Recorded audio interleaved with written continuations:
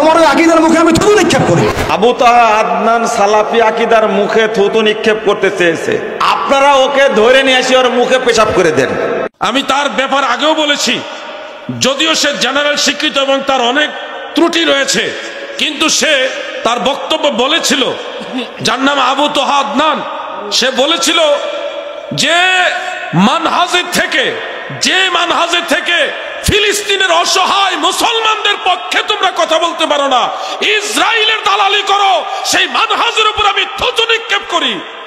এই কথাটা বলার পরে সেই মানহাজের লোকগুলি তার উপরে এমন চড়াও হয়েছে, এমন আক্রমণাত্মক মনোভাব নিয়েছে, যেটা খুবই দুঃখজনক। আবু তাহা আদনানের কথার মধ্যে তো একটা ব্যালেন্স আছে। সে বলছে মানহাজের উপরে থুতু মারি, কোনো মানুষের কথা বলে নাই, যে তোমার উপরে বা অমুকের উপরে থুতু মারি এটা বলে নাই। সে বলছে তোমাদের সেই মানহাজের উপরে থুতু নিক্ষেপ করি, যে মানহাজ মুসলমানদের দুর্দিনে মুজাহিদ ভাইদের পক্ষে কথা বলতে পারে না, ইসরায়েলের ইহুদি দালালি করে, সেই মানহাজ আমরাও চাই না। ঠিক না বেটে? তার এই কথার মধ্যে তো ব্যালেন্স আছে। সে তো কোনো মানুষের বিরুদ্ধে বলে না, একটা মানহাজের বিরুদ্ধে বলছে। কিন্তু তার প্রতিবাদ করতে গিয়ে আহলে হাদিসের আরেকজন লোক সেই ইদানিং দেখতেছি বেপরোয়া হয়ে গেছে।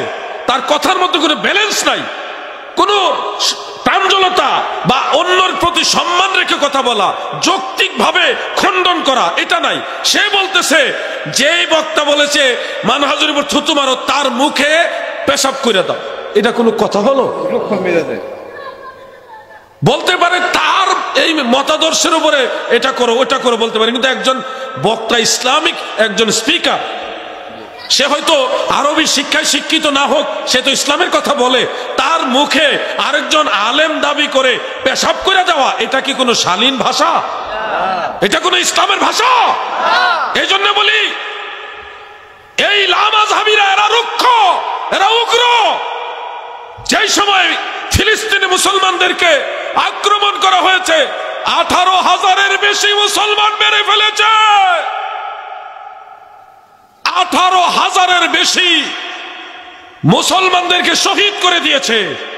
সেই সময় এই লামাযহাবী আহলে হাদিসের বিভিন্ন শায়েখরা ইহুদিদের পক্ষে কথা বলতেছে, ইসরায়েলকে সাপোর্ট দিতেছে পরোক্ষভাবে, তাদেরকে হাইলাইট করার জন্য বলতেছে যে মুসা নবী, ঈসা নবী, দাউদ নবী, সুলাইমান নবী, ইউসুফ নবী, ইয়াকুব নবী, এই নবী সেই নবী, তারা সবাই ইহুদি ছিল।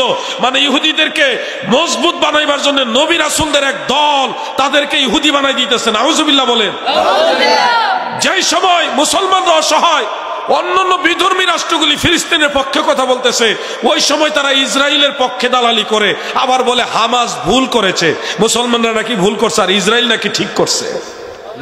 এই জন্যে আজকে এই সিলেট, শাহজালাল রহমতুল্লাহ আলাইহির দেশে সিলেটবাসীকে লক্ষ্য করে বলছি, সারা পৃথিবীর মুসলমানদেরকে বলছি, এই ইসরায়েলের দালাল মুসলমানদের পরোক্ষভাবে শত্রু, মুসলমানদের ভাতৃঘাতী সংঘাতের অন্যতম কারণ এই আহলে হাদিস নামদারি যারা আছে, তাদেরকে সারা বিশ্ব থেকে বয়কট করে দেয়।